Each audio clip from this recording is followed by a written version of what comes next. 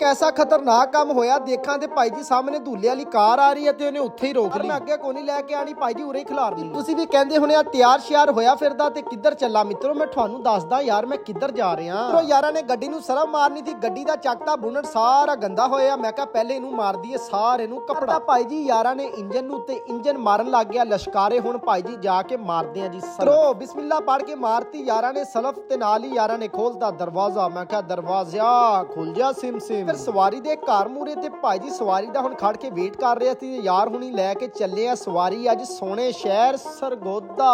कोई नहीं सी मैं कहा उस्ताद जी, उस्ताद कहंदा हां जी। मैं कहा 3500 दा पेट्रोल पा दो। भी करती ढिल्ली ते गड्डी दी टैंकी करती फुल। फुल तां कोई नहीं हुई, चलो खैर 3500 फुल किते हुंदी है लेकिन थोड़ा जिहा विच है भी सी यार। शहर सरगोदा है ये। हां जी फिर सरगोदा जेड़ा रहिंदा जगह दसनी है तुसी केड़ी है। इहनू तुसी देख के मित्रों अंदाजा ला सकदे हैं कि गड्डी दी मत वज गई। हां जी मित्रों अज बरात आ जिस तरह के वो पीछे देख लो तुसी खड़ी है जी बस ते ਇੱਥੇ ਜਾਣੀ ਹੈ ਨਾਲ ਹੀ ਆ ਜੀ ਪੁਰਾਣਾ ਪੁੱਲ ਨਹੀਂ ਹੈਗਾ ਸਰਗੋਦੇ ਦਾ। ਤੁਸੀਂ ਜਿਹੜਾ ਸਰਗੋਦੇ ਤੋਂ ਦੇਖ ਰਹੇ ਵੀਡੀਓ ਨੂੰ ਪਤਾ ਹੋਣਾ ਪੁਰਾਣਾ ਪੁੱਲ ਆ ਤੇ ਨਾਲ ਹੀ ਕੋ ਕਹਿੰਦੇ ਹੋਟਲ ਆ। ਸੁਣਿਆ ਭਾਈ ਹੁਣ ਕੋਈ ਪਤਾ ਨਹੀਂ ਹੁੰਦਾ ਤੇ ਹੋਟਲ ਆ ਕੀ ਆ। ਹੁਣ ਮੈਨੂੰ ਤਾਂ ਹੋਟਲ 'ਚ ਸੁਣਨੇ 'ਚ ਆਇਆ ਤੇ ਹੁਣ ਜਾ ਕੇ ਦੇਖਦੇ ਆ ਤੇ ਨਾਲ ਰਹੋ।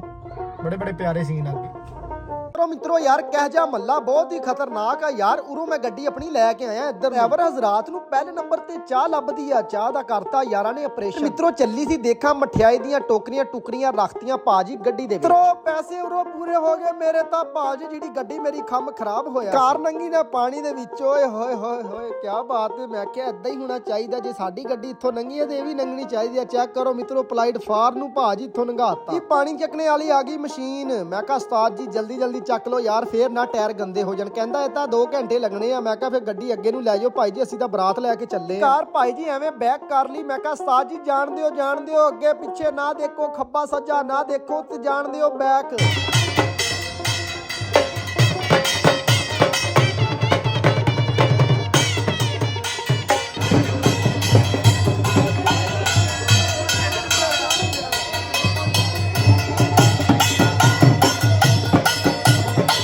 बजा के भाजी दूल्हे नू बाता गड्डी दे विच। चेक करा ते बहुत ही तरतीब दे नाल चली आ बरात। तो यार हुणी बरात लैके पहुंच गई जी रहमानपुरे। केड़ा रहिंदा जी रहमानपुरे अज मैनू कमेंट च दसो भाई जी। फिर इत्थे भी वजन लग गया ढोल ते पान लग गए ओदे यार बेली सारे दूल्हे दे लुडियां।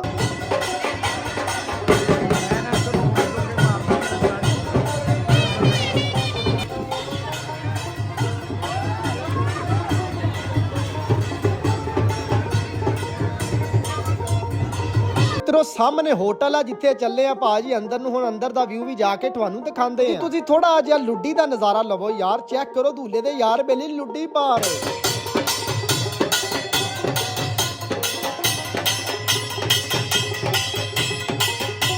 आया जी होटल दे अंदर दा व्यू। एक महल्ले दे विच यार एडा वड्डा होटल बनाया होया क्या बात है माशाअल्लाह। होटल भी यार प्यारा है। बड़ा हो गया सी दूल्हे दे यार बेली सारे भाई जी मिठियां जप्पियां पा के दिंदे पे सी मुबारकबाद। खाना भी माशाअल्लाह बहुत अच्छा सी ते खाना खुना खा के स्वाद सारा। ईशा टाइम जाके मैं पिंड पहुंचया वापस। ओके भाजी अल्लाह दे हवाले।